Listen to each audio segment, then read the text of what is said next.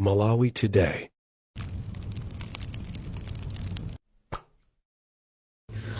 Uthenga wa number 2 ukupita chigawo cha ku Eastern Region. Ku Eastern Region uthenga wanga number 2 ukupita kumeneko. Kumeneko ndaona Rubele Muluzi akuyenda misonkhano. Wina aliyesedwa kudziwa apa sizobisa olumutanya zoli mwazayima nokha. Iyo ndi plani imene MCP imagwiritsa ntchito kuti anthu apange kampeni. Tinali ndi Kondwani Namkumwa, tili ndi Kondwani Namkumwa, tili ndi Michael Usi. Ndiye anthu pamene zipani zimenezi ndizizoti MCP ikutenga ndrama ikumapereka kuzipani kumene kuchapo, ikumapanga fund kuzipani kumene kucha. Cholinga zipani zimene ziziyenda pa ground zisokoneze mavoti amene ali kumwerako. Ndiye MCP imeneyo fwe MCP kuzozoli pachigawo cha pakati pano pali Lilongwe ilipo yokha. Ndiye ikutenga zindrama zija zimene anapa ndikumapanga fund kuzipani. Cholinga zipani zija zizipangisa msonkhano kumwerako, cholinga mavoti ali kumwerako adziya kugawanikani. Ine Mr. Minazi ndikutero. Rubele Muluzi masapota ano wina aliyense otsatira chipani cha UTF akudziwa kuti ndiyo muli combination ndi MCP. Simunganamiza Malawi kuti ndiyo muzakapanoka ukutama. Ndikadakonda ineyo tabwera ndi pamodzi, inu opposition tabwera ndi pamodzi. Manemetsesa kumwerako ngati mukufuna kuti mulande dziko, mukhale ndiyo president kapena mukhale mtsogoleri, mukhale nzeru kapena kuthekera kuti mukukonza nawo dzikoli. Kumwerako bwera ndi pamodzi. Ambewe a David Mbewe Kondwani Namkumwa Rubele Muluzi. Ndiye kuli ndani chipani chinaso ichi cha ndani ichi Mafunde a PP Joyce Banda bwera ndi pamodzi. UTM DPP bwera ndi pamodzi, Afodi bwera ndi pamodzi.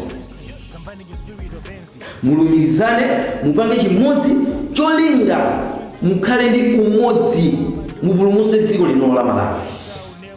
Mipandoyo igawaneni kumeneko kayo utenga wakutika chipani chanu chichitenga makuti chitenga mpando gawanani kumeneko gawanani mipandoyo. Koma tikufuna ife Amalawi mupulumutse dziko linolo kuzikwanje. Kunkhanza zimene no Amalawi samaziyembekezera kuti adzakumana nazonso, zimene anazitaya zimene anazikapa. Koma lero zatulukiranso. Tikufuna tu inu azitsogoleri, uthenga wanga upite kwa inuyo azitsogoleri. Gwirizanani mupange chimodzi cholinga Malawi muombole. Koma otherwise Malawi iyi azingokhala pomwe pacha. Make police MDF siya Malawi ndiya MCP. Olozitafuta zitakani inu Rubele Muluzi, a Joyce Banda, a David Mbewe, a Kondwani Namkumwa ati yachanika ya chipani chake simungawine UTM simungawine, DPP simungawine. Ndikupemphaso kachikena ngati ine nzika tsopano. Iyi ndi mawu awa ndi mawu ochokera kwa ineso nzika ngati munthu mmodzi ofuna kuzavota, ngati property yofunanso kuzavota. Amseri kuti bwerani pamodzi, mulumikizane mupange chimodzi cholinga Malawi mumuombole.